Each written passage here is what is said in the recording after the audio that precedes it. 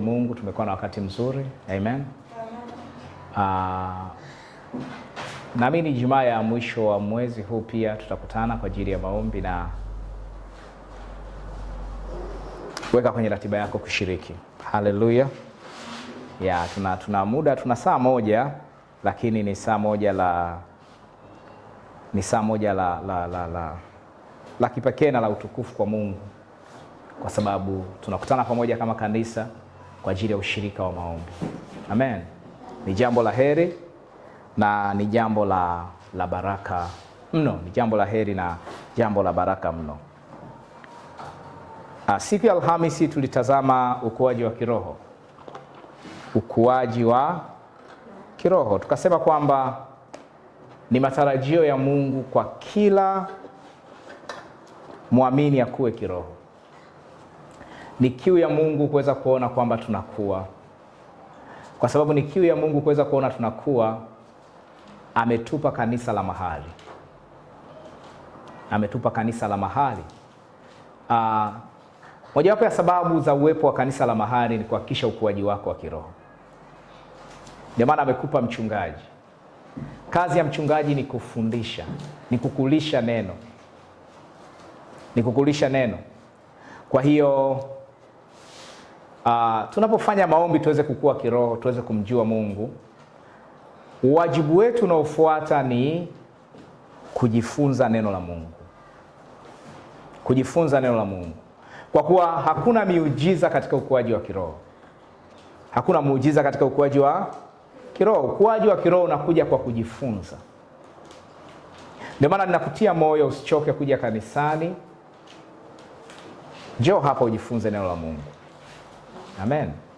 Njoo ujifunze neno la Mungu, kwa sababu ni kwa kusikia neno la Mungu peke yake, ni kwa kufundishwa kwa usahihi, ndivyo unavyoweza kukua kiroho. Ndivyo unavyoweza kukua kiroho. Na ukiendelea kufanya hivyo, basi wakati kama huu mwakani tukikutazama hautakuwa vile ulivyokuwa. Ufahamu wako juu ya neno la Mungu utakuwa umeongezeka sana. Ufahamu wako juu ya Mungu pia utakuwa umeongezeka kwa kiwango kikubwa, lakini pia utakuwa umeweza kumzalia Mungu matunda. Kwa sababu kadri unapojifunza neno la Mungu, unapata kiu ya kuwafundisha watu wengine wajue kile unachokijua. Kadri unavyomjua Mungu, Mungu anakupa kiu ya kutaka kumfunua kwa watu wengine. Na unapomfunua kwa watu wengine, unamzalia matunda, kwa sababu watu wengi wanaweza kumjua, watu wengi wanaweza kuokoka. Na hayo ndio mapenzi ya Mungu. Mapenzi ya Mungu ni watu wote waokolewe na waweze kuijua kweli ya Mungu. Maana yake wafundishwe, kama ambavyo ninafanya kwako muda huu. Leo tunaendelea na somo letu la kuielewa Biblia. Kuielewa Biblia. Kukielewa kitabu chetu hiki chenye vitabu 66. Kitabu chetu hiki chenye vitabu 66. Fungua kitabu cha waraka wa pili kwa Timotheo, sura ya 3 mstari wa 15 na wa 16. Waraka wa pili kwa Timotheo, sura ya 3 mstari wa 15 na 16. 15 na 16. Timotheo wa pili. Timotheo wa pili, sura ya 3 mstari wa 15 na 16. Anasema, na yakuwa tangu utoto. Waraka wa pili kwa Timotheo. Tumefika hapo. Waraka wa pili kwa Timotheo 3:15 na 16. Kiangalia huku mwisho. Kama unaenda sio mwisho kabisa, lakini kama unaenda mwisho. Endelea huko. Endelea. Waraka wa pili kwa Timotheo. Endelea. Waraka wa pili kwa Timotheo. Waraka wa pili kwa Timotheo. Okay. Yes. Sura 3 mstari wa 15 na wa 16. Anasema, na yakuwa tangu utoto. Umefika hapo? Sura 3 mstari wa 15 na 16. Anasema, na ya kuwa tangu utoto umeyajua maandiko matakatifu ambayo yaweza kukuhekimisha hata upate wokovu kwa imani iliyo katika Kristo Yesu. Tangu utoto umeyajua maandiko matakatifu. Haya maandiko matakatifu anasema yaweza kukuhekimisha. Maana ya kukuhekimisha ina maana ya kukupa ujuzi. Yana uwezo wa kukupa ujuzi hata upate wokovu. Ujuzi ni kuhusu wokovu kwa imani iliyo katika Kristo Yesu. Kwa hiyo maandiko matakatifu kazi yake ni kukupa ujuzi kuhusu wokovu. Ni kukupa ufahamu kuhusu wokovu. Wokovu ni nini? Wokovu ni ukombozi. Wokovu ni kuokolewa, ni kuwekwa salama mbali na dhambi. Kuwekwa salama mbali na dhambi, kuwekwa salama na hatari ya dhambi. Kwa hiyo maandiko matakatifu yametengenezwa ili kukufundisha kuhusu wokovu. Wokovu ni kazi ya Mungu katika Kristo. Mungu alifanya nini katika Yesu? Kwa hiyo tunapojifunza maandiko matakatifu tunajua Mungu alifanya nini katika Kristo kwa ajili yetu. Ndio maana anasema umeyajua maandiko matakatifu ambayo yaweza kukuhekimisha hata upate wokovu kwa imani iliyo katika Kristo Yesu. Mstari wa 16 anasema, kila andiko lenye pumzi ya Mungu lafaa kwa mafundisho na kwa kuwaonya watu makosa yao na kwa kuwaongoza na kuwaadibisha katika haki. Kila andiko lenye pumzi ya Mungu. Kila andiko lenye pumzi ya Mungu. Mstari wa 17, ili mtu wa Mungu awe kamili, amekamilishwa apate kutenda kila tendo jema. Mtu wa Mungu awe kamili. Tunakamilishwa kwa maandiko. Maandiko ni nini? Maandiko ni nini? Tutazama kwamba tunapoona neno maandiko kwenye Biblia, ina maana ya maandishi ya Agano la Kale. Maandishi ya Agano la Kale, kitabu cha Mwanzo mpaka Malaki. Hayo ndiyo maandiko matakatifu. Kwa hiyo unapoona huu mstari unasema kila andiko lenye pumzi ya Mungu lafaa kwa mafundisho, ni lazima ujue hili andiko linalozungumzwa hapa ni maandishi ya Agano la Kale. Kwa nini? Kwa sababu wakati maandishi ya Agano Jipya yanaandikwa, yalikuwa yanaandikwa kwa kutumia Biblia pekee waliokuwa nayo ni Agano la Kale. Mwanzo mpaka Malaki. Kwa hiyo Mwanzo mpaka Malaki kumejaa taarifa zinazohusu wokovu. Kumejaa taarifa zinazohusu wokovu. Ndio maana unahitaji ujuzi, unahitaji ufahamu kuhusu Biblia ili uweze kujifunza kuhusu wokovu kwa kutumia maandishi ya Agano la Kale. Badala ya kusoma maandishi ya Agano la Kale unamuona Samsoni na Delila peke yake, unapaswa usome maandishi ya Agano la Kale ya kuonyesha kuhusu Yesu Kristo, kuhusu wokovu. Angalia kitabu cha Luka sura ya 24 mstari wa 25. Luka 24 mstari wa 25 mpaka 27. Luka 24 25 mpaka 27. Luka 24 25 mpaka 27. Tumefika hapo? Kama tumefika semeni amina. Okay, Biblia inasema akawaambia, mstari wa 25 mpaka wa 27. Akawaambia, enyi msiofahamu, wenye mioyo mizito ya kuamini yote walioyasema manabii. Je, haikumpasa Kristo kupata mateso haya na kuingia katika utukufu wake?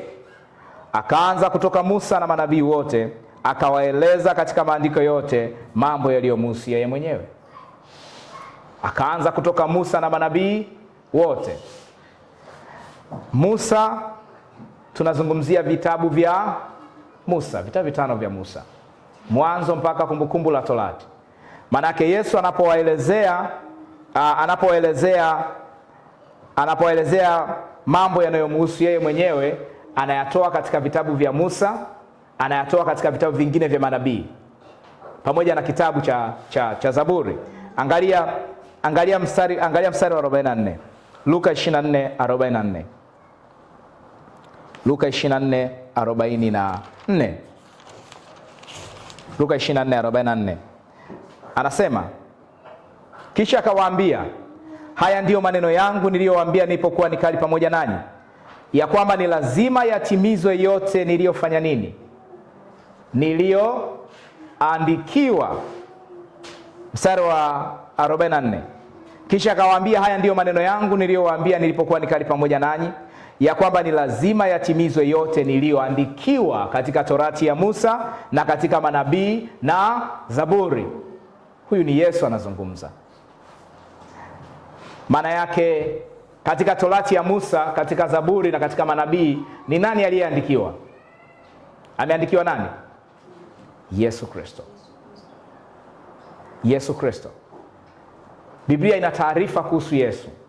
Ndio maana anasema ni lazima yatimizwe yote niliyoandikiwa katika Torati ya Musa na katika manabii na Zaburi. Mstari wa 45. Ndipo akawafunulia akili zao wapate kuelewa na maandiko. Ndipo akawafunulia akili zao wapate kuelewa na maandiko. Aliwafunulia kwa njia gani? Kwa kuwafundisha. Kwa kuwafundisha kwamba ni namna gani maandishi ya Agano la Kale yamezungumza kuhusu yeye. Yamezungumza kuhusu yeye, na hiki ndicho tunachokifanya mahali hapa. Kwa hiyo anaposema maandiko katika mstari wa 44 na mstari wa 45, maana yake anazungumzia Torati ya Musa, manabii na Zaburi. Hayo ndio maandiko. Torati ya Musa, manabii na Zaburi. Hivi ni vitabu vya Agano la Kale. Kwa hiyo akili zao zilifunuliwa ili waweze kuelewa maandishi ya Agano la Kale. Kwa mujibu wa Biblia, neno maandiko na maandiko matakatifu hayahusiani na maandishi yote ya Biblia. Yanaelezea Agano la Kale, yani maandishi ya Mwanzo mpaka Malaki. Kwa mujibu wa Biblia. Tunapoona neno maandiko, sio Biblia yote. Sawa?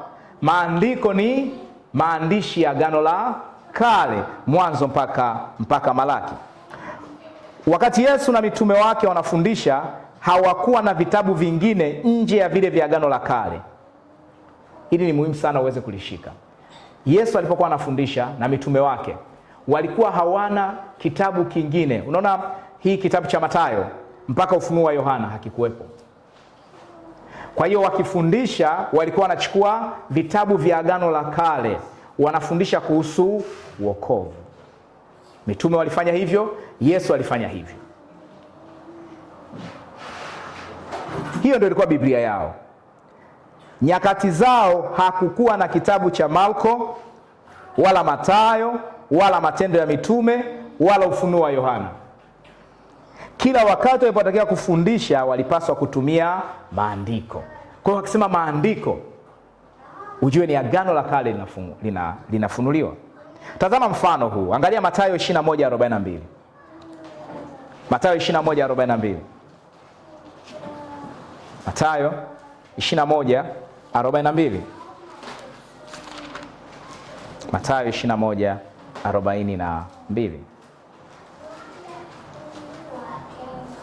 Mathayo 21:42. 42. Mathayo 21:42. Mathayo 21:42. 42. Anasema, tumefika hapo? Mathayo 21:42, tumefika wote. Anasema, Yesu akawaambia, hamkupata kusoma katika maandiko, jiwe walilolikataa waashi, hilo limekuwa jiwe kuu la pembeni. Neno hili limetoka kwa Bwana, nalo ni la ajabu machoni petu. Hamkupata kusoma katika maandiko?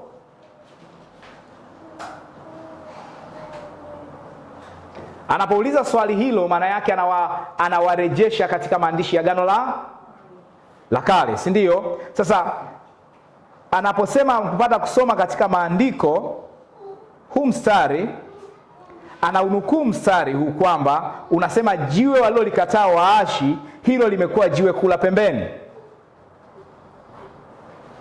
Limekuwa jiwe kuu la pembeni. anaunukuu huu mstari kutoka kitabu cha Zaburi 118. Hebu fungua Zaburi 118.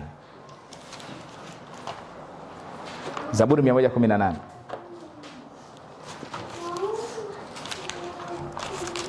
Zaburi 118 22 mpaka 23. Zaburi 118 tutasoma mstari wa 22 mpaka wa 23. Zaburi 118 tutasoma 22 mpaka 23. 22 mpaka 23. Anasemaje?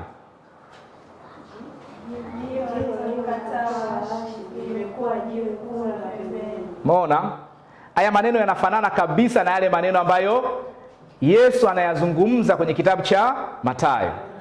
Wakati natoa utangulizi wa hili somo la kuelewa Biblia, niliwaambia kwamba Biblia ni imerekodi matukio yaliyotokea kweli. Kwa hiyo Yesu anapofundisha katika kitabu cha Mathayo, anafundisha kwa kutumia mistari ambayo iliandikwa muda mrefu sana. Maana yake anapofundisha katika kitabu cha Mathayo hakijaandikwa bado. Mathayo atakuja kuandika kile Yesu anachokifanya kwa wakati huo. Anachokifanya kwa wakati huo Yesu anafundisha kutumia kilichoandikwa muda mrefu, kwamba jiwe walilolikataa waashi limekuwa jiwe kula pembeni. Mstari unaofuata anasema, neno hili limetoka kwa Bwana, nalo ni la ajabu machoni petu. 24, siku hii ndiyo aliyoifanya Bwana, tutashangilia na kuifurahia. Lakini unaona kwamba tulipokuwa tunasoma kitabu cha Mathayo, tulipokuwa tunasoma Mathayo 21:42, mistari ni miwili tu iliyonukuliwa pale, ni mstari wa 22 na wa 23. Mstari wa 22 na wa 23. Sasa alikuwa anafundisha kuhusu nini? Luka 24:25 mpaka 27, tumeona anasema akaanza kutoka Musa na manabii wote. Ile manabii wote inahusisha kitabu cha Zaburi. Akawaeleza katika maandiko yote mambo yaliyomhusu yeye mwenyewe, si ndio? Mambo yaliyomhusu yeye mwenyewe. Sasa mambo yaliyomhusu yeye mwenyewe katika mstari wa 44 mpaka 47 wa Luka 24, alikuwa anasema ndivyo ilivyoandikwa kwamba Kristo atateswa na kufuka siku ya 3. Kwa hiyo Zaburi 118:22 mpaka 23 itakuwa inazungumza kuhusu Kristo kuteswa na kufuka kutoka kwa wafu. Kwa hiyo jiwe alilokataa waashi ni nani? Ni Yesu. Ni Yesu. Jiwe alilokataa waashi limekuwa jiwe kula pembeni, ni Yesu Kristo. Ni Yesu Kristo. Hii inakusaidia nini katika usomaji? Usiingize mawazo yako katika maandishi ya Biblia. Iliwezekana kabisa ningekuja muda huu hapa, ningewaambia mfungue Zaburi 118:22 mpaka 23, tungekutana na neno jiwe alilolikataa waashi limekuwa jiwe kula pembeni. Nisiwaambie kwamba ule mstari ulimhusu Yesu. Mwisho wa siku ningewaambia kwamba yeyote ambaye amekataliwa na watu hapa, Mungu amemfanya kuwe jiwe kula pembeni. Sasa hayo ni makosa katika usomaji wa Biblia. Maandiko yalimhusu Yesu na yalihusu wokovu. Hebu angalia mstari mwingine, Yohana 7:38. Yohana 7:38. Yohana 7:38. Yohana 7:38. Yohana sura ya 7 mstari ule wa 38. Tumefika hapo? Tukifika nataka nisikie sauti kubwa, amina. Tumefika Yes. Yohana 7:38 anasema, aniaminie mimi, kama vile maandiko yalivyonena, mito ya maji yaliyo hai itatoka ndani yake. Na neno hilo alilisema, soma na mstari wa 39. Na neno hilo alilisema katika habari ya Roho ambaye wale wamwaminio watampokea baadaye, kwa maana Roho alikuwa hajaja kwa sababu Yesu alikuwa hajatukuzwa. Aniaminie mimi kama vile maandiko yalivyo nena. Kwa hiyo maandiko yalivyonena itakuwa ni maandishi ya Agano la Kale. Maandiko yalisema nini? Mito ya maji yaliyo hai itatoka ndani yake, itatoka ndani ya aliyemwamini Yesu. Kwa hiyo Yesu hatungi mahubiri, hayatoi kichwani kwake, anayatoa katika maandiko. Angalia kitabu cha Ezekieli 47. Ezekieli 47, mito ya maji yaliyo hai. Ezekieli 47:1. Ezekieli 47:1.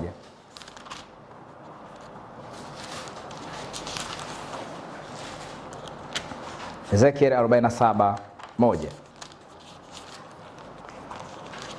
Ezekieli, yes, endelea kurudi nyuma huku. Rudi huku nyuma. Huko. Upande wako wako, si huko. Endelea kurudi tu. Kurasa nyingi kidogo. Ezekieli 47:1. Yes. Ezekieli 47:1. Anasema Ezekieli 47:1.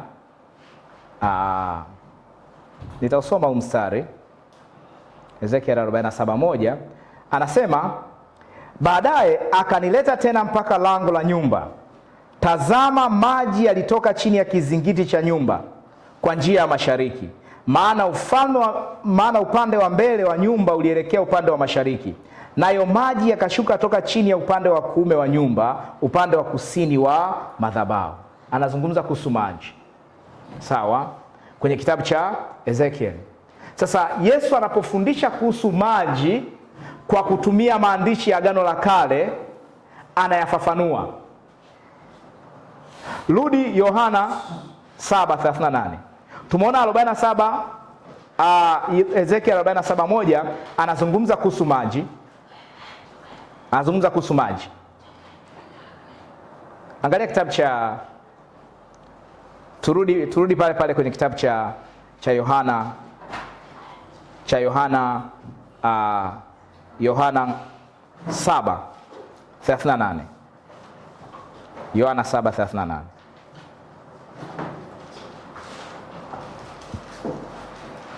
Yohana 7:38. Nitaenda taratibu ili muweze kunielewa, sawa?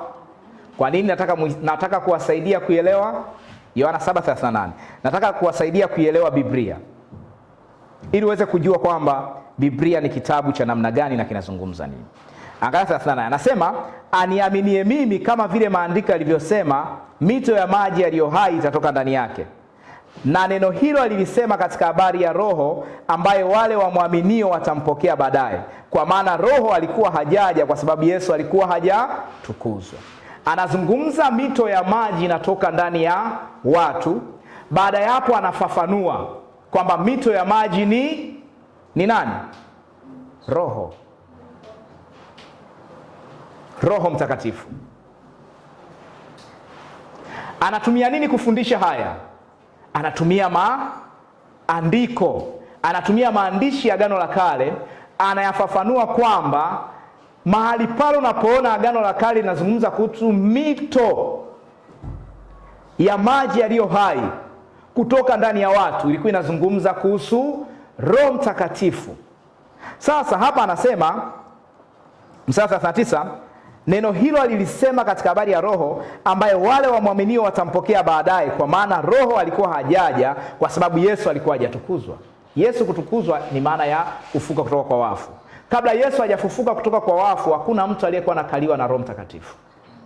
Sasa anapozungumza nao kuhusu mstari wa mito ya maji yaliyo hai kutoka ndani ya watu walioamini, alikuwa anawaambia kwamba nitakapofuka kutoka kwa wafu, Roho Mtakatifu atakaa ndani yenu. Sasa unapoona neno maji, akili yako isiende haraka kutazama mto kama mto Ruvu au Wami. Unapaswa uone Biblia imefafanua nini kuhusu jambo husika. Inazungumza kuhusu Roho Mtakatifu. Kwa tunaposema mito ya maji itatoka ndani ya watu waliomwamini Yesu, maana yake ni uwepo wa Roho Mtakatifu ambaye yupo ndani ya watu, anayeachilia uzima kwa watu wengine kupitia kuhubiri Injili. Amen. Maandiko ni nini? Agano la Kale yanamhusu nani? Yesu. Na Yesu anamhusu kwa kazi yake ya ukombozi, kwamba atateswa na kufuka siku ya 3. Baada ya hapo mataifa watahubiriwa habari ya toba na ondoleo la dhambi. Hiki tunapaswa tukione katika maandiko ambayo ni maandishi ya agano la Kale. Angalia mstari mwingine. Angalia mstari mwingine.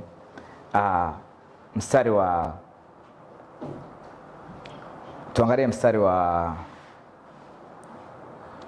Zekaria 13:1.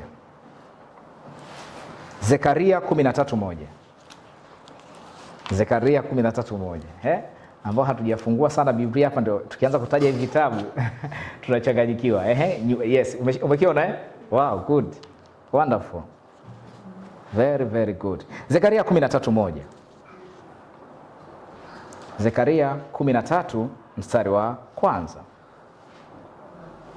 Zekaria 13:1. Anasema, Zekaria 13:1 anasema, katika siku hiyo watu wa nyumba ya Daudi na wenyeji wa Yerusalemu watafunguliwa chemichemi kwa dhambi na kwa unajisi. Watafunguliwa chemichemi kwa dhambi na kwa unajisi. Huu mstari una maana hii. Una maana sawa na mito ya maji kutiririka. Sasa hii mito ya maji inayotiririka kwa hawa watu wa nyumba ya Daudi na wenyeji wa Yerusalemu, ili watakaswe dhambi zao, watafunguliwa chemichemi. Kwa hiyo hii chemichemi itakuwa ni nini? Kama tumeelewana, Roho Mtakatifu. Yes, hii chemichemi ni Roho Mtakatifu. Kwa hiyo hii dhambi na unajisi ambapo chemichemi imefunguliwa kwa ajili yake ni ili watu wasafishwe dhambi zao. Bwana Yesu asifiwe. Tunaelewana vizuri? Kwa dhambi na kwa nini? Na kwa unajisi. Kwa dhambi na kwa unajisi. Chemichemi ni Roho Mtakatifu. Chemichemi ni Roho Mtakatifu. Fungua kitabu cha Ezekiel sura ya 36. Ezekiel 36. Ezekiel 36. Ezekiel 36 tutasoma mstari wa 25. Mstari wa 25. Ezekiel 36 mstari wa 25. Tunajifunza kuhusu kuielewa Biblia. Tunapaswa tuelewe maandishi ya Biblia. Tutambue kwamba Yesu alipofundisha alikuwa anafundisha kutoka wapi na anafundisha nini. Tumefika hapo? Ezekiel 36:25 anasema, nami nitawanyunyizia maji safi, nanyi mtakuwa safi. Nitawatakaseni na uchafu wenu wote na vinyago vyenu vyote. Hii ni ahadi ya Mungu. Ahadi ya Mungu katika maandishi ya Agano la Kale, ambayo hii ahadi itatimia kwa Yesu kufufuka kutoka kwa wafu. Yesu atakapofufuka, ahadi ya Mungu kutoka katika maandishi ya Agano la Kale inatimia. Sasa hii ahadi anasema, nitawanyunyizia maji safi, nanyi mtakuwa safi, nitawatakaseni na uchafu wenu wote na vinyago vyenu vyote. Kwa hiyo haya maji safi ni nini? Roho Mtakatifu. Kwa hiyo sasa, badala ya kuchukua maji kuweka kwenye chombo uanze kujinyunyizia kwamba najitakasa na haya maji, unapaswa uelewe kwamba maji yako ndani yangu, ambaye ni Roho Mtakatifu. Na kwa kuwa Roho Mtakatifu yuko ndani yangu, maana yake nimefanya nini? Nimetakaswa na uchafu wote, mimi ni msafi. Amen. Wow, angalia mstari wa 26 hapo. Anasema, nami nitawapa ninyi moyo mpya, nami nitatia roho mpya ndani yenu, nami nitatoa moyo wa jiwe uliomo ndani ya mwili wenu, nami nitawapa moyo wa nyama. 27, nami nitatia roho yangu ndani na kuwaendesha katika sheria zangu, nanyi mtazishika hukumu zangu na kuzitenda. Ameanza kuzungumza maji, amekuja kuzungumza moyo mpya, baada hapo anazungumza kuhusu roho yake ndani ya watu. Na hiki ndicho ambacho Yesu katika kitabu cha Yohana sura ya 7 mstari wa 38 na 39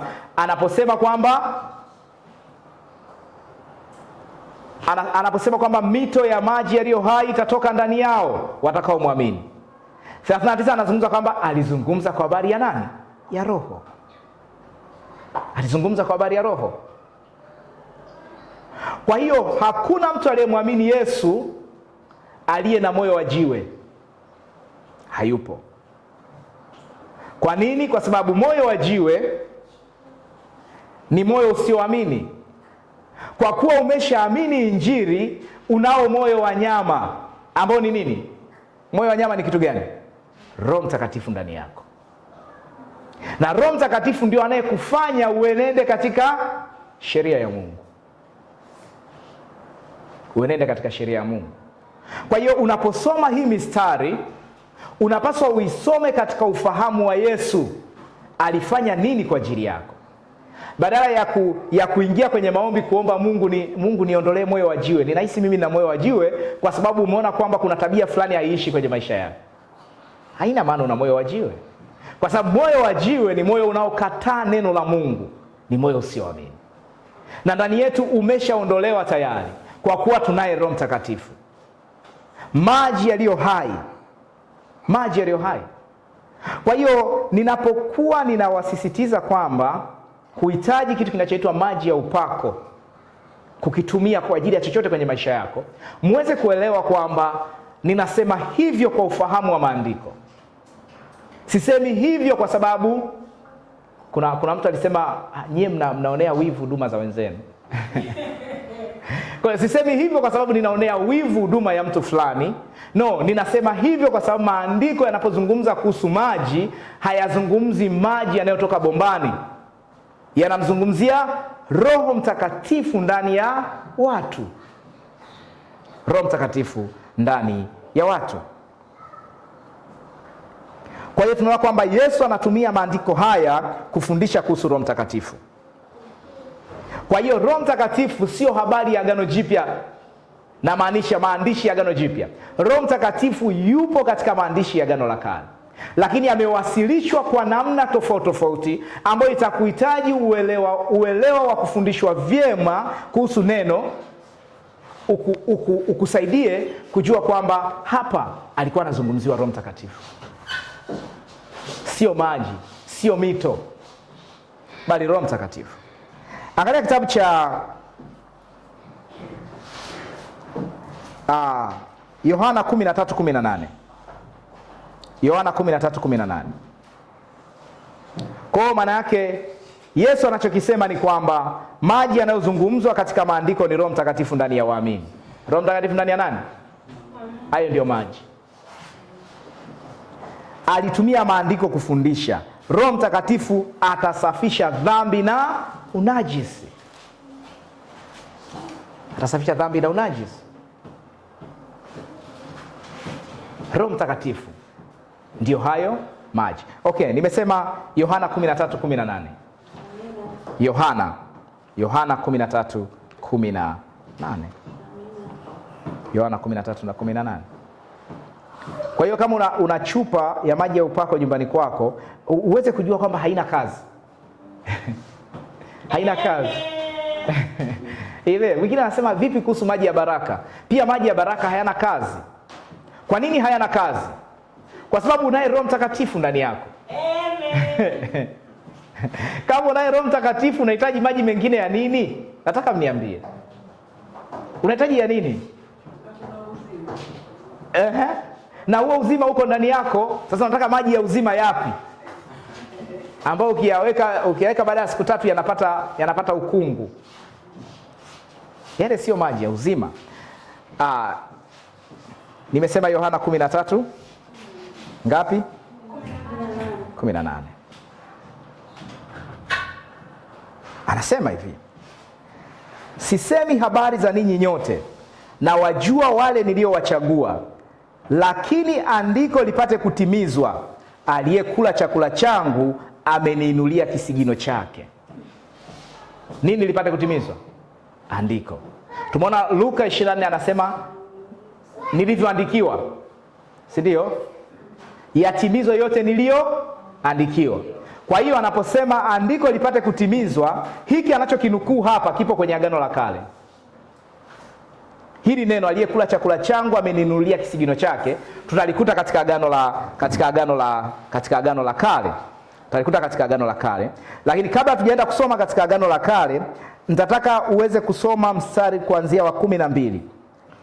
Tusome kuanzia mstari wa 12 ili tuone kwamba Yesu alikuwa anamaanisha nini.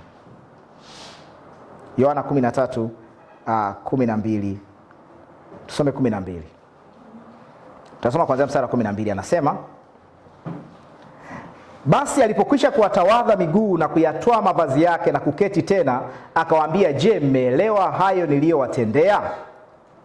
Ninyi mwaniita mwalimu. Yesu yupo na wanafunzi wake. Ninyi mwaniita mwalimu na Bwana, nanyi mwanena vema, maana ndivyo nilivyo.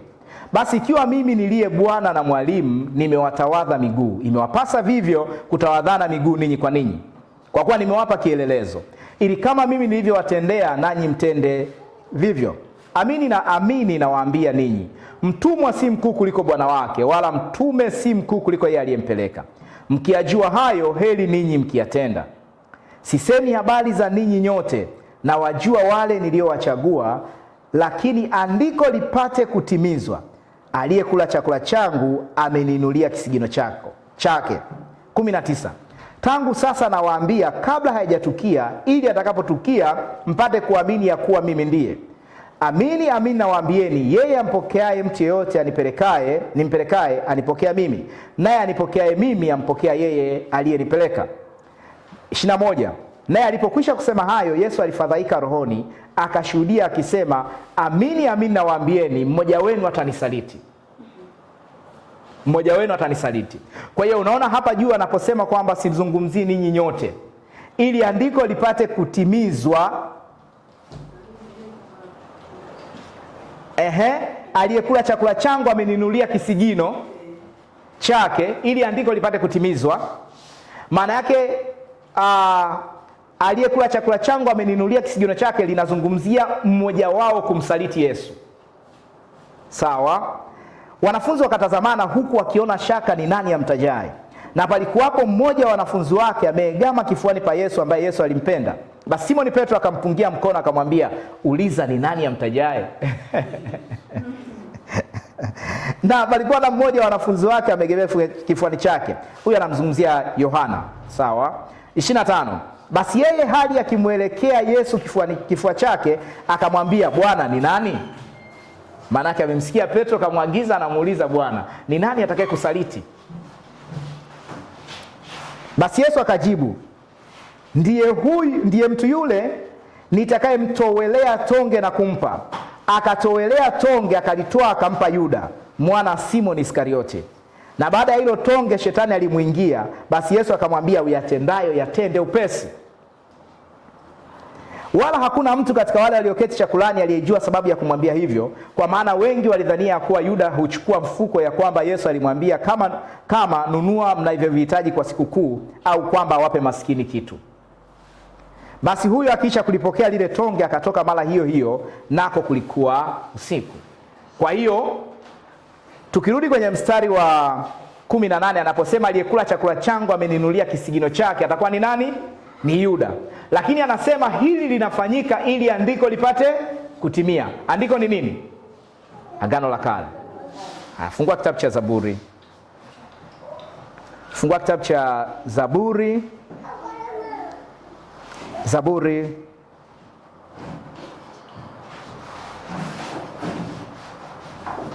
kitabu cha Zaburi 41:9.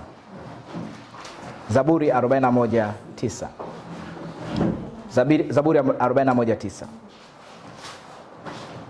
Zaburi 41:9. Zaburi 41:9.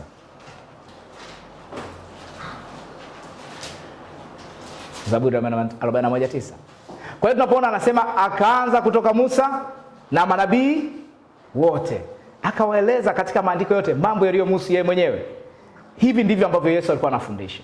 Kwa nini? Kwa sababu hakuna alichokuwa anakisema Yesu ambacho hakijaandikwa. Hakuna alichokuwa anakifundisha ambacho hakijaandikwa, wala hakuna kilichomtokea ambacho hakijaandikwa. Zaburi 41:9. Tumefika? Anasema Zaburi 41:9. Tumefika eh? Anasema msiri wangu tena niliyemtumaini, aliyekula chakula changu ameniinulia kisigino chake. Kwa hiyo sasa huu mstari unamhusu nani? Yuda. Haumhusu adui yako wewe aliyekusaliti.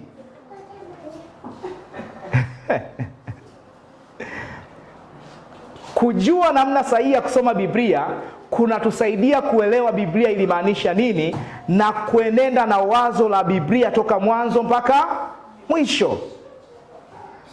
Kwa sababu ukisoma huu mstari hapa tungeanza kusema jamani, kuna adui yule nilimwamini sana ila amenisaliti. Kwa unaanza kukumbuka watu wako wote waliokusaliti kwenye maisha yako. Na tunatangaza kwamba leo ndio siku ya adhabu juu yao. Tunakuwa tunakosea na tunaikosea Biblia. Kwa nini? Kwa sababu Biblia ilikuwa inamzungumzia nani? Yesu na kazi ya ukombozi. Kwa hiyo tunaona kwamba huu mstari ukiusoma kwenye Zaburi, Yesu anawafafanulia kwamba huu mstari kuna unamhusu Yuda na kile atakachofanya. Kwa hiyo Yuda anachokifanya kwa Yesu Kristo sio bahati mbaya. Kilitabiliwa. Kiliandikwa katika manabii. Manabii walisema. Kwa hiyo hata Yesu anapokufa, namna atakapokufa, maneno atakayoyasema wakati anakufa yapo kwenye maandiko. Anaposema Mungu wangu, mbona umeniacha? Halijatoka kichwani. Limetoka wapi? Kwenye maandiko.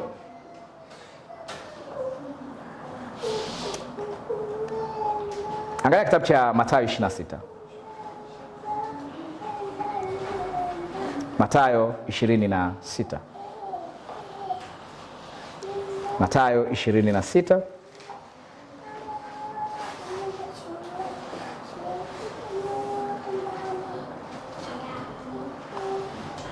Mathayo 26.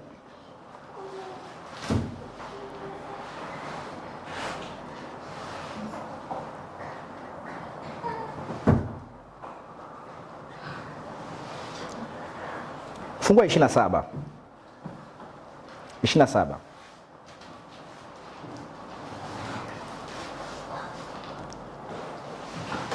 Mathayo 27 eh? Mathayo 27, fungua mstari wa 45.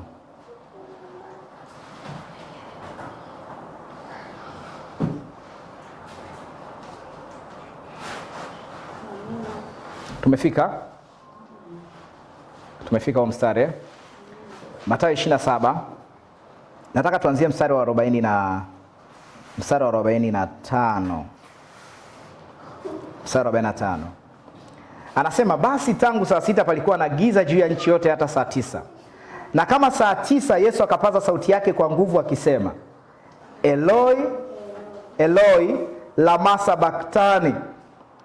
Lama sabachthani, yaani Mungu wangu, mbona umeniacha? Na baadhi yao waliohudhuria waliposikia walisema, huyu anamuita Elia. Eloi, Eloi, lama Baktani, tunafahamu huo wimbo? Yeah. Mungu wangu mbona umeniacha? Mungu wangu mbona umeniacha? Sasa Yesu, hayo maneno sio maneno ambayo yaliyatunga akiwa msalabani. Tunaelewana? Yaani haikuwa pale msalabani baada ya kuona mbona mambo yamekuwa magumu, akasema Mungu wangu mbona umeni.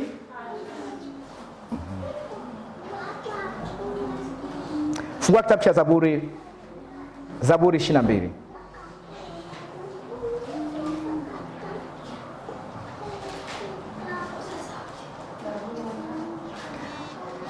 Zaburi 22, fungua 22. Zaburi 22. Zaburi 22. Tutasoma mstari wa kwanza.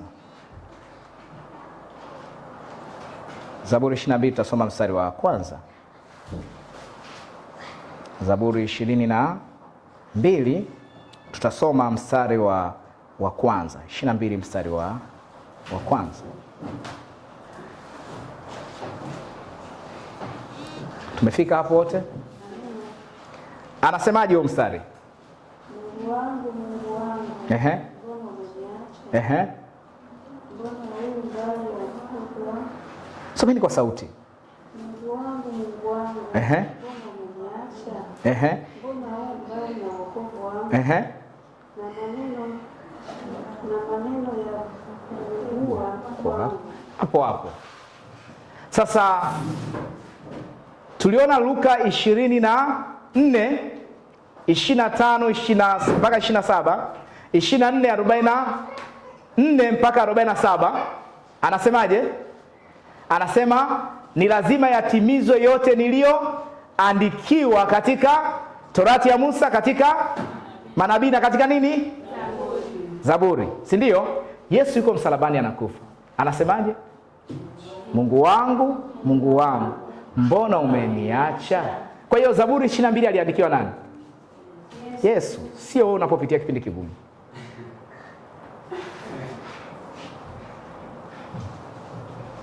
Kuelewa Biblia. Sasa unapoelewa wokovu, namna ulivyowasilishwa kwenye maandiko, kwamba Biblia inaposema hivi, hii Biblia ni kitabu kinachomhusu Yesu. Sio nani? Sio Samson na Delila, sio Daudi na Goliati. Hivi ndio namna ya kusoma Biblia ili uweze kumuona Yesu kwenye maandiko. Uweze kumuona Yesu kwenye maandiko. Sasa Yesu anapofundisha, anafundisha kuhusu yeye mwenyewe kwa kutumia nini? Maandiko. Maandiko ni nini? Maandishi ya Agano la Kale. Kwa hiyo tunapoona kitabu cha Mathayo, ili kitokee kilihitaji Agano la Kale. Mathayo anapaswa kutuonyesha kwamba, mnaona Yesu anaposema Mungu wangu mbona umeniacha, ndicho alichokisema ikiandika Zaburi, kwenye Zaburi ya 22. Zaburi ya 22 inapoandikwa inatazama mateso ya Yesu Kristo, kwamba yuko mtu atatokea duniani ambaye ni Mungu, Yesu Kristo, kuja kumkomboa mwanadamu. Atapitia haya. Atakapopitia haya, atasema haya, atafundisha haya, atakutana na hili. Kwa hiyo Yesu anajua kwamba kuna mtu atamsaliti, anaitwa Yuda. Sio kwa sababu Yuda amejisikia kumsaliti, ni kwa sababu kuna unabii umeandikwa kwamba atasalitiwa. Na Yesu anapochagua wanafunzi wake, alikuwa anajua anamchagua mmoja wapo ni msaliti, ambaye ni Yuda. Je, ni Mungu aliyemfanya Yuda msaliti Yesu? Hapana, sio Mungu. Yuda aliamua kumsaliti Yesu yeye mwenyewe. Alijaribiwa na shetani, akaingia kwenye jaribu la shetani, akamsaliti Kristo. Sasa kile ambacho kinatokea, maandiko yanakiandika. Mnakumbuka kuna siku niliwaambia kwamba maandiko msukumo wa kuandika maandiko ni nani? Mungu alitoa msukumo maandiko yaandikwe, si ndio? Lakini Mungu hakusukuma watu wayafanye yale walioyafanya. Kwa hiyo Mungu alisukuma liandikwe tukio la Yuda kumsaliti Yesu, ila sio Mungu aliyemfanya Yuda msaliti nani? Yesu. Maandiko yanamhusu nani? Yesu. Yesu, likae katika ufahamu wenu. Biblia ni kitabu kinachomhusu Yesu na kazi ya ukombozi. Kwa hiyo usipitie kipindi kigumu kachukua hii mistari ukaanza sema Mungu wangu mbona umeniacha. Unakuta unaomba maombi ya Yesu, unaomba wewe. Sawa? Wewe unapaswa ukae mwisho kabisa kwamba Yesu baada ya kupitia haya yote alifanikisha nini? Alinikomboa kutoka kwenye dhambi. Kwa kuwa alinikomboa kutoka kwenye dhambi, Mungu amenipa ushindi. Haijalishi napitia jambo gani, Mungu amenipa ushindi kwa sababu kazi ya ukombozi ilishafanyika. Haifanyiki wakati huu. Haifanyiki wakati huu. Bwana Yesu asifiwe. Haleluya. Wangapi wanaelewa haya ninayofundisha? Tunaelewa vizuri eh? Vizuri kabisa. Ukielewa hivi utaipenda Biblia yako. Utaipenda Biblia yako. Kwa nini? Utaona Biblia inajifafanua. Biblia inajifafanua. Biblia inajifafanua. Biblia inajifafanua.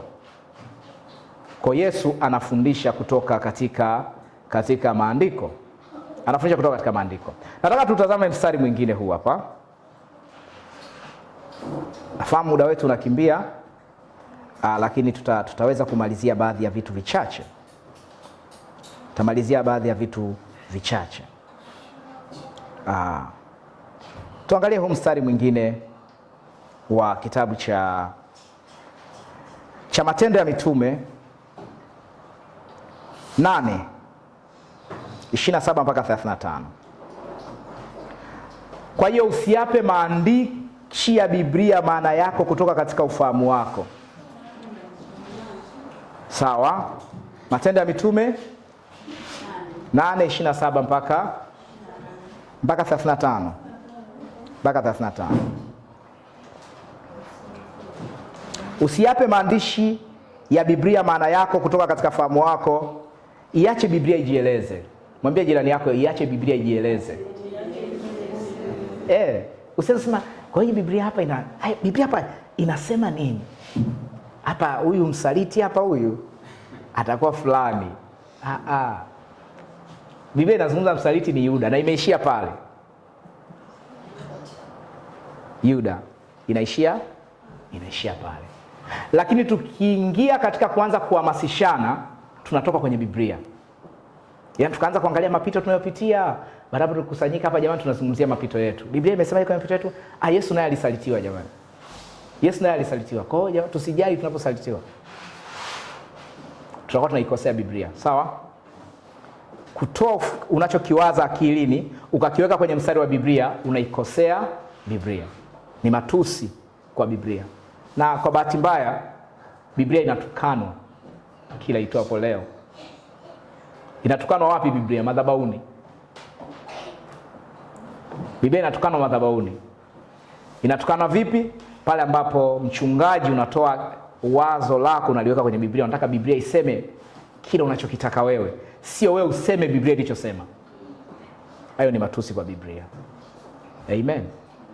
Haleluya. Matendo ya Mitume ngapi nimesema? 8 mstari wa 27 mpaka 35. Matendo ya Mitume 8:27 mpaka, anasema hivi.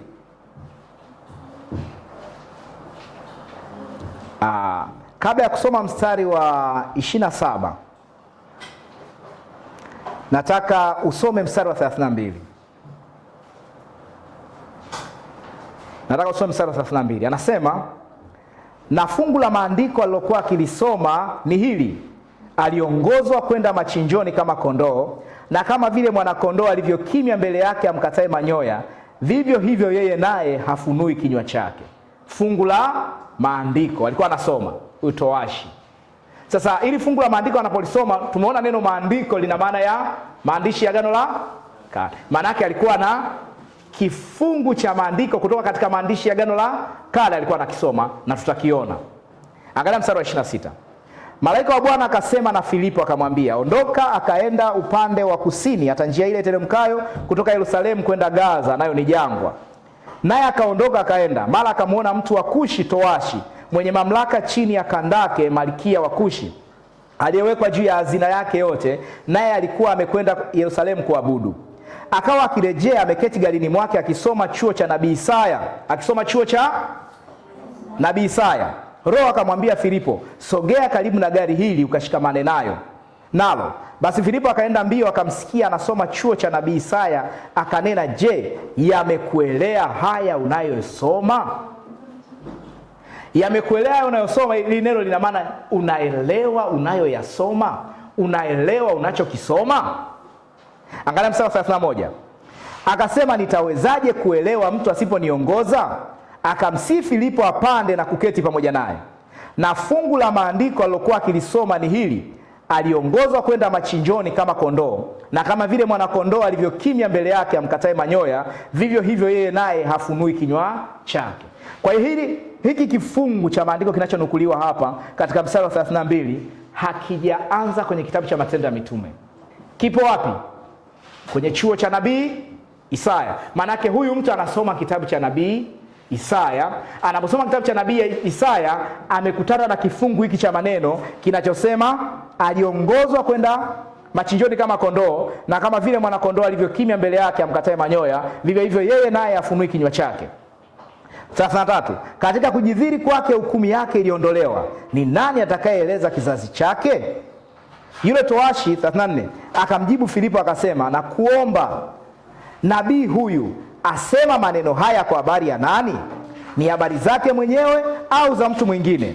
Filipo akafunua kinywa chake, naye akianza kwa nini? Andiko lilo hilo, akamhubiri habari za nani?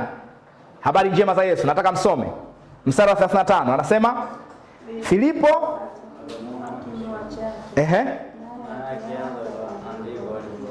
lilo hilo mbona mnaishia njiani wengine? Akamhubiri habari njema za nani? Kwa hiyo huyu towashi anasoma kitabu gani? Cha Isaya. Filipo anapokuja kumhubiria kutoka kitabu cha Isaya, anamhubiria habari njema za nani? Za Yesu. Kwa hiyo Isaya amezungumza kuhusu nani? Kuhusu Yesu, sio? Isaya amezungumza kuhusu Yesu. Sasa alikuwa anasoma Isaya ngapi? Angalia Isaya 53. Mstari wa 7 mpaka wa 8. Isaya 53. Isaya 53. 53 mstari wa 7 mpaka wa 8.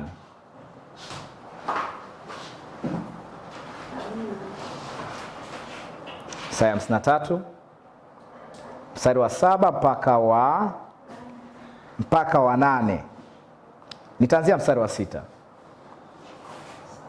Anasema, sisi sote kama kondoo tumepotea, kila mmoja wetu amegeukia njia yake mwenyewe, na Bwana ameweka juu yake maovu yetu sisi sote. 7. Alionewa lakini alinyenyekea, wala hakufunua kinywa chake. Kama mwana kondoo apelekwaye machinjoni, na kama vile kondoo anyamazavyo mbele yao wakatao manyoya yake, naam, hakufunua kinywa chake. Na kumbuka hayo maneno tumeyaona wapi? Kwenye kitabu cha Matendo ya Mitume, si ndio? Yanasomwa na nani? Na yule towashi. Kwa kuonewa na kuhukumiwa aliondolewa, na maisha yake ni nani atakayesimulia? Maana amekatiliwa mbali na nchi ya walio hai, alipigwa kwa sababu ya makosa ya watu wangu. Huyu towashi anaposoma maandishi haya kutoka kwenye kitabu cha Isaya, ambacho ni maandiko ya manabii, anajiuliza maswali kadhaa. Anamuuliza Filipo, huyu nabii Isaya alikuwa anazungumza kuhusu yeye mwenyewe au alikuwa anamzungumzia mtu mwingine? Filipo anasema, Filipo akaanzia andiko lilo hilo akamhubiri habari njema za Yesu. Kwa Isaya alikuwa anamzungumzia nani hapa? Ni Yesu. Haya maandishi yalikuwa yanamhusu nani? Yesu Kristo. Akaanza kutoka Musa na manabii wote, akawaeleza katika maandiko yote mambo yaliyomhusu yeye mwenyewe. Sema Biblia inamhusu Yesu. Biblia inamhusu Yesu na kazi yake ya ukombozi. Maandiko. Kwa hiyo nafikiri unaanza kuelewa sasa kwa nini ninakwambia unahitaji kujifunza namna ya kusoma Biblia. Mnaelewa? Kwa nini mnahitaji kujifunza namna ya kusoma Biblia? Ni kwa sababu Biblia ina ujumbe, na ule ujumbe una mwendelezo. Na ule ujumbe wenye mwendelezo unamwelekea mtu mmoja ambaye ni Yesu Kristo na kazi yake ya ukombozi. Kwa hiyo anaposema kwamba ndivyo ilivyoandikwa, kwamba ni lazima yatimizwe yaliyoandikiwa. Lazima yatimizwe yaliyoandikiwa katika Torati ya Musa na katika manabii na katika Zaburi. Yapi yaliyoandikiwa? Haya yanayohusu mateso na utukufu baada ya hayo mateso. Utukufu baada ya mateso ni Yesu kufuka kutoka kwa wafu. Kwa hiyo Biblia hii yote kutoka kitabu cha Mwanzo mpaka Ufunuo ni kitabu kinachohusu Yesu kufa, kuzikwa na kufuka kutoka kwa wafu na faida yake kwa wanadamu. Ujasiri wetu juu ya msamaha wa dhambi unatokana na nini? Ufahamu wa maandiko. Tumeelewa maandiko yalimhusu mtu mmoja, Yesu Kristo. Yalimhusu mtu mmoja, Yesu Kristo. Hayakumhusu mtu yeyote. Ndio maana huwezi ukaona kwamba mahali hapa tunaandaa ibada inaitwa ibada ya kumpiga Goliati wako. Hatuwezi tukafanya hivyo kwa sababu tunapotoa akili yetu kutoka kwa Yesu tukamwone Goliati, tunachanganyikiwa na tunatoka kwenye kusudi la Mungu. Hakuna siku tutaandaa ibada ya kutoka kwenye tumbo la samaki kama Yona alivyotoka. Wapo watu wanaenda kwenye ibada za namna hiyo, kwamba badala ya kumuona Yesu wanamuona Yona ndani ya tumbo la samaki. Ukimwona Yona ndani ya tumbo la samaki na unajiweka kwamba maisha yangu hivi yalivyo, inawezekana kuna samaki amemeza mahali maisha yangu. Ngoja tuombe tumpasue tumbo nani? Samaki, maisha yangu yawe huru. Unaikosea kazi ya msalaba. Kwa nini hupaswi kuweka ufahamu wako kwenye maandiko? Usiweke akili yako, bali chukua maandiko ya kuambie yalikuwa yanasema nini. Hata usipoelewa, kaa hapo, jifunze hapo mpaka uelewe kwamba je, hili andiko lilikuwa linamaanisha nini? Jiulize maswali sahihi kama yule towashi alivyojiuliza kwamba je, huyu nabii alikuwa anazungumza kuhusu yeye mwenyewe au alikuwa anamzungumzia mtu mwingine? Tunavyoona kwamba Yona anakaa ndani ya tumbo la samaki siku 3. Je, kitendo cha Yona kukaa ndani ya tumbo la samaki kwa siku 3, Biblia ilikuwa inamaanisha nini? Sasa unapoelewa namna ya kusoma Biblia, unakuta Yesu anapofundisha tukio hilo hilo kwenye kitabu cha Mathayo, anasema hivi: kama vile Yona alivyokaa katika tumbo la samaki kwa siku 3 au katika tumbo la nyangumi kwa siku 3, ndivyo mwana wa Adamu atakavyokaa katika tumbo la nchi kwa siku 3. Kwa hiyo Yona anapokaa ndani ya tumbo la samaki anatumika kufundisha kwamba Yesu ataenda kuzimu siku 3 ili kumkomboa mwanadamu na siku ya 3 atafufuka. Kwa hiyo unaacha kusema samaki aliyemeza kazi yangu iko wapi? Kwa sababu huko ni kuingia katika ushirikina. Kuingia katika ushirikina kuna kuja pale ambapo tunapuuza maandishi ya Biblia, kile alichokimaanisha, kwa kutaka tuchukue tunachokifikiri katika fahamu zetu tukiingize katika maandishi. Haleluya. Wow, na mimi nimeelewa. Umeelewa vizuri? Wow. Mwenye swali tafadhali, kabla hatujaahirisha. Mwenye swali kwa yale ambayo tumejifunza siku ya leo. Mwenye swali tafadhali.